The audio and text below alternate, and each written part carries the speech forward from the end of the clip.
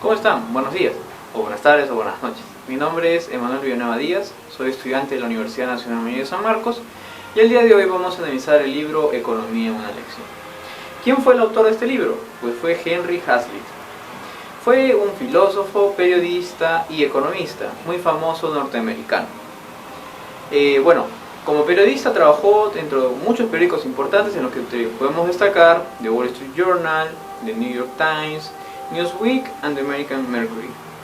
Y bueno, dentro de sus publicaciones hechas tanto como periodista como de un aspecto economista, se destacan 20 libros, dentro de los que se encuentra justamente Economía en una lección, que fue publicado en 1946.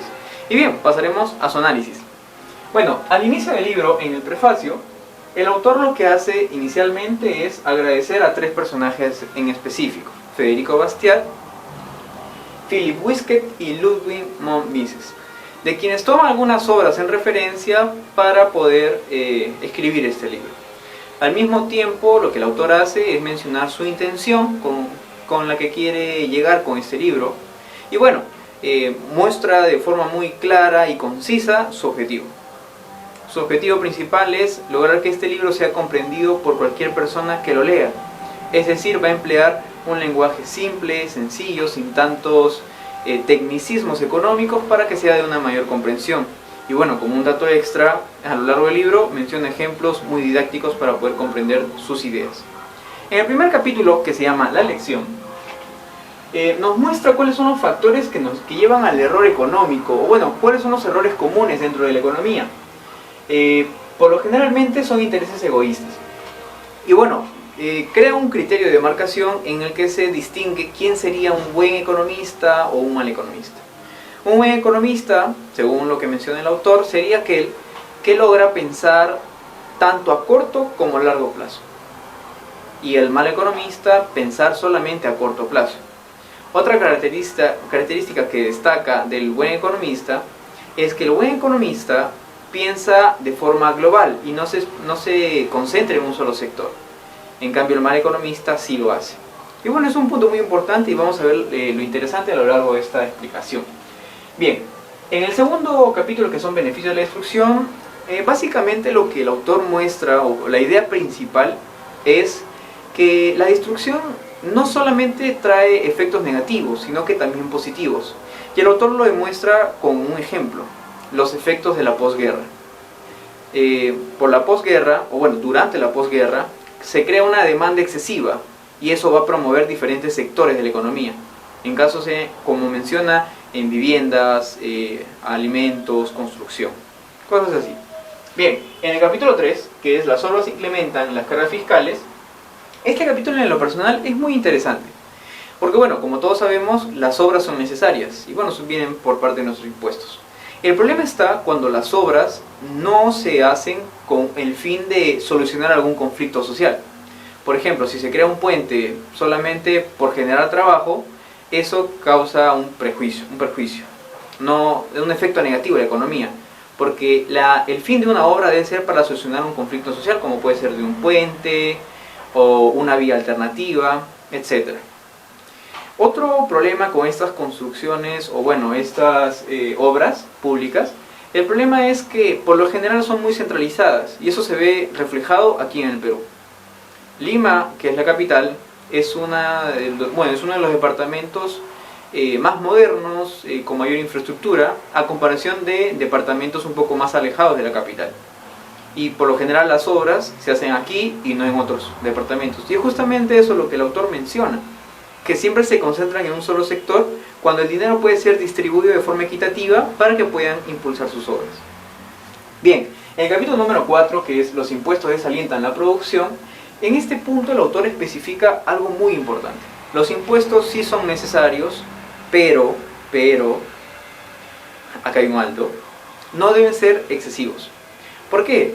Porque el autor menciona que al estar por encima del precio que normalmente se cobraba la cantidad de impuestos, las empresas no están muy motivadas, digamos, a querer producir, lo cual causaría una reducción en la producción, que el producto se vuelve escaso, aumenta el precio del producto y eso haga que disminuya el salario real, que es la capacidad de adquirir bienes y servicios o capacidad de compra. Es más o menos un concepto sencillo.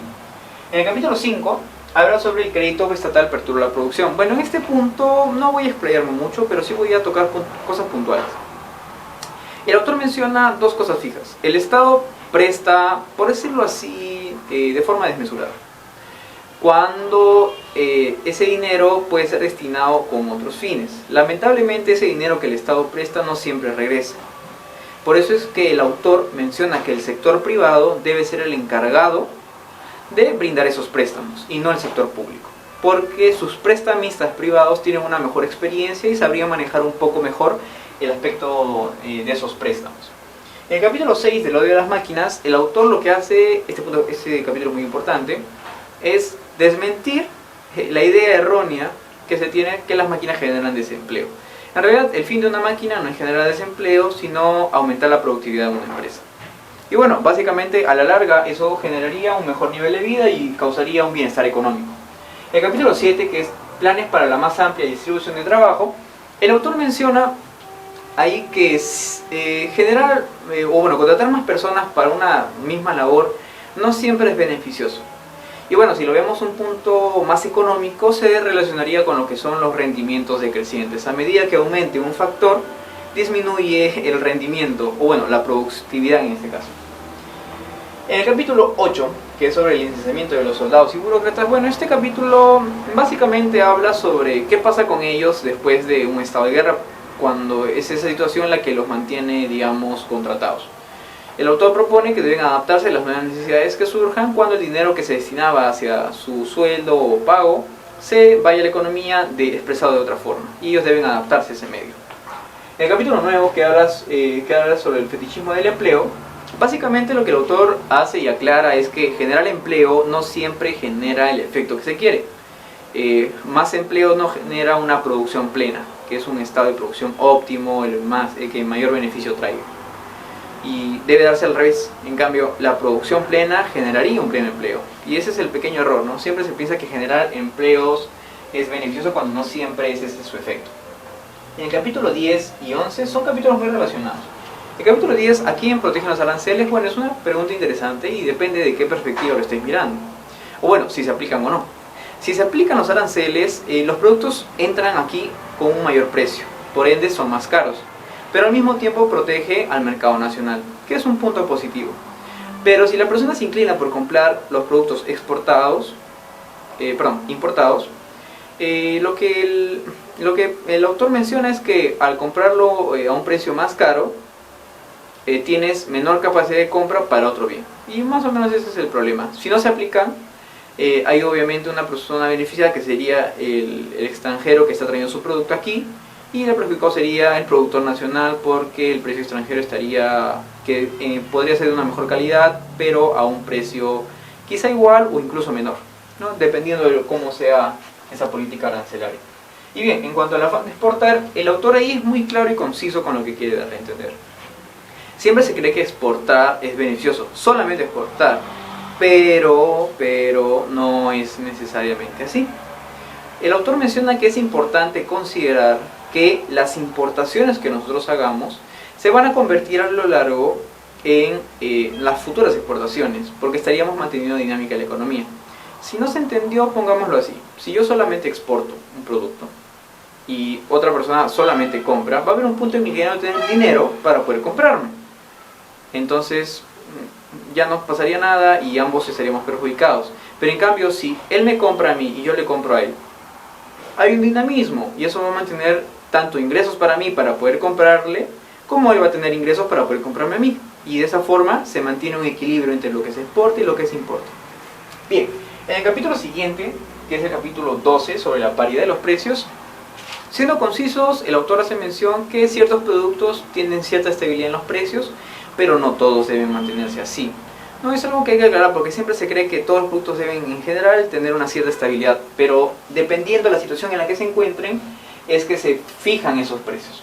En cuanto al capítulo 13, el autor menciona que por lo general cuando una empresa está ya por dar a la quiebra, o quizás el Estado interviene y lo que intenta es hacer que esa empresa vuelva, entre comillas, ¿no?, resurgir, nacer, y aumenta la producción. Pero el problema es que no siempre tiene ese efecto. Incluso digamos que ese dinero se pierde cuando el Estado puede desviar ese fondo a empresas que necesiten un impulso para poder llegar a su producción plena, y eso generaría un enorme beneficio económico, y ese es el problema. Y como acá lo menciona, causaría un stop en la economía. El capítulo 14 es un capítulo muy importante, que es cómo funcionan los precios. El autor explica a través de una historia, bueno, da una idea en lo que es una isla de Robinson Crusoe, en la que menciona, bueno, cómo es que surgen las necesidades. Y bueno, podríamos decir que lo que se entiende de este capítulo principalmente es que cada uno genera su propia demanda, y bueno, las empresas generan su propia oferta. Es decir, nosotros decidimos qué es lo que vamos a querer consumir, y las empresas deciden qué es lo que van a querer producir. El capítulo 15 y 16 son dos situaciones en las que el Estado lamentablemente quiere intervenir en el precio, pensando que beneficiaría a un sector en específico. En el capítulo 15, lo que el Estado hace es elevar el precio por encima del que normalmente se vendía. De esa forma, el Estado cree que está apoyando al productor, cuando en realidad lo que causa es una sobreproducción, que esto se va a convertir en lo que es una pérdida para el productor. Y bueno, en el capítulo 16 pasa lo contrario. En este caso sí hay un beneficiado, nosotros, que somos los que consumimos. ¿Por qué? Porque el Estado lo que hace es fijar el precio por debajo. Entonces, esta diferencia que vemos aquí va a generar una escasez, porque muchas personas vamos a querer demandar porque el precio de ese producto es muy cómodo. Pero la industria, o bueno, la empresa que produce no está tan motivada, a lo que el Estado daría una especie de solución como para poder equiparar esto. Lo que el Estado haría, entre comillas, para solucionar es subsidiar, cuando en realidad no es mucha la ayuda que genera. Hay que analizar un poco más eso, porque el Estado lo único que hace es pagar la diferencia, que sería lo mismo que nosotros lo estuviéramos pagando, aunque no parezca, porque en realidad el subsidio del Estado viene a ser la plata que nosotros hemos aportado. Bien, en el capítulo 17, que son sobre las leyes del salario mínimo, bueno, lo que el Estado menciona ahí principalmente es que al establecer un salario mínimo es beneficioso, sí, para un sector, para aquellos que percibían ingresos por encima de ese salario. O bueno, al ajustes un poquito más, o quizá percibían en un promedio, quizás se les puede elevar un poco. El problema es qué pasa con las personas que percibían menos de ese salario. Lamentablemente incluso pueden ser despedidos. Hay que tomar en consideración ese punto, porque el salario mínimo está bien, es una valla de la cual no se puede pagar menos que eso. Pero ¿qué pasa con las personas que su valoración es menor? ¿Qué pasa con ellos? Esa es la enorme pregunta. Hay que analizarlo por eso un poquito más esa decisión, ¿no? No siempre el salario mínimo es tan beneficioso como se cree. Afecta a un sector que en lo personal no está percibiendo esos ingresos, ¿no? Su valoración es menor. En el capítulo que sigue, que es incrementar los salarios de los sindicatos, bueno, este punto tiene dos respuestas y hay una especie de contradicción. La respuesta es que sí influyen, tienen cierto poder de decisión. Lamentablemente lo que los sindicatos hacen para lograrlo no es la mejor decisión. El autor menciona que las huelgas no son el medio perfecto para hacerlo, porque a la larga eso generaría problemas para el mismo sindicato, cuando el sindicato como función es proteger justamente a sus integrantes, ¿no? Vaya contradicción. En el capítulo 19, que es suficiente para adquirir un producto creado, bueno, aquí especifica algo muy importante, que elevar el precio no siempre es lo mejor, y creo que ya más o menos lo hemos visto con estos dos capítulos, el 15 y el 16. En este caso se destaca algo importante. Los precios no deben tener ningún tipo de intervención, y ya hemos visto que el estatal no tiene ningún tipo de beneficio. Por ende, se debe llegar a la conclusión que los precios se deben movilizar o deben estar determinados por la oferta y la demanda. En el capítulo que sigue, que es el capítulo 20, es la función de los beneficios. Bueno, este capítulo es muy interesante porque aclara ciertas cosas que quizá ya lo mencioné, pero no estaban tan explicadas. En el capítulo sobre cómo funcionan los precios, yo expliqué que cada persona genera su propia demanda y cada empresa genera su propia oferta. O bueno, cada persona decide qué consumir y en este caso las empresas deciden qué producir. Especifiquémonos en las empresas. Las empresas producen aquello que les traiga mayor beneficios, que es justamente en lo que consiste este capítulo. Nos da a entender que los beneficios son determinantes, sobre todo para la elección de qué cosas se quiere producir, qué cosas se quiere vender. Porque cualquier decisión que nosotros tomemos está en base al beneficio que nos pueda dar. En el capítulo siguiente, que es sobre el hechizo de la inflación, y este punto es muy interesante, la verdad. Desmiente en realidad una idea errónea y aclara el significado de dos palabras que comúnmente se relacionan. ¿El dinero es igual que riqueza? Una interesante pregunta, pero la respuesta es no. No necesariamente, incluso si lo analizamos en una situación inflacionaria. Aquí en Perú ocurre un hecho similar. Con el primer gobierno de Alan García, justamente se generó una enorme cantidad de dinero para tratar de llevar el estado superinflacionario, hiperinflacionario que había, pero lamentablemente ese no fue el efecto que tenía. Al contrario, la moneda cada vez empezó a devaluarse más. Y bueno, el autor en este capítulo, algo muy importante también, es que justamente relaciona lo que es la teoría cuantitativa del dinero, que el nivel general de los precios está en función de qué tanto dinero es el que está circulando, a qué velocidad está circulando y al volumen de producción de un país. O sea, son variables que determinan el nivel general de los precios. Y aumentar la circulación de dinero de forma excesiva, ¿no? Por lo que aquí en Perú fue la famosa maquinita, pero bueno, ¿no? Tiene un efecto negativo, ¿no? Puede que aumente el salario nominal, pero el salario real cada vez disminuye más. El capítulo 22 es uno de los capítulos que a mí en lo personal más me encanta, porque el autor toca un punto muy importante, el ahorro. Sé que quizá uno piense que al ahorrar no está ayudando a la economía, pero en realidad sí lo hace. El autor menciona un ejemplo muy didáctico, como lo mencioné al inicio, tiene ejemplos muy didácticos para poder entender la idea. Son dos hermanos, uno gasta de forma excesiva en el ahora y el otro solamente ahorra. Si lo analizamos a largo plazo, que ese es un punto muy importante a lo largo de este libro, el hermano que gastaba en un punto ya no se queda, ya no tiene dinero. Entonces, digamos que de lo que quizá en un inicio dinamizaba la economía, ahora la está estancando. En cambio, su otro hermano, que se dedicaba a ahorrar, y bueno, ciertas partes las donaba, sí generaba que la economía se mantenga en movimiento, incluso desde el primer momento en el que empieza a ahorrar. ¿Por qué? Algo muy importante que hay que considerar es que el ahorro que nosotros hacemos se convierte en un futuro en, cuando una persona se acerca al banco en el que hemos depositado nuestros ahorros, esa persona va a sacar ese dinero y lo va a gastar. Y de esa forma se mantendría en cierto dinamismo la economía. El capítulo 23, bueno, ya llegamos al punto más importante, que es ya el final, que es la lección expuesta con mayor claridad. El autor en este punto básicamente resalta lo que ya hemos estado viendo. La función de los beneficios, o sea, que es un factor determinante porque siempre actuamos buscando nuestro propio beneficio. Lo que mayor beneficio nos traiga es aquello que nosotros elegimos. Un punto muy importante también, y creo que lo di a entender, es que el Estado no debe intervenir en los precios. No debe intervenir. Otro punto importante es, el análisis. Ese es muy importante, es algo que destaca. No hay que enfocarnos a corto plazo para solucionar el problema y ya. Hay que ver los efectos que eso trae. Hay que analizarlo un poco mejor, porque la ahora son las consecuencias a largo plazo de una decisión tomada hace años, y eso es un punto muy importante. En conclusión, el libro es muy bueno, en verdad, explica de forma muy detallada. Dentro de los puntos más destacables que se puede considerar, en primer lugar, aclara muchos mitos, a lo que él llama sofismas, ¿no? Errores quizá que comúnmente se cometen. También resalta algún punto muy importante que ya lo dije, que es el análisis. ¿Se toman decisiones a corto plazo o se realiza un análisis ya más pensando en los efectos que eso trae?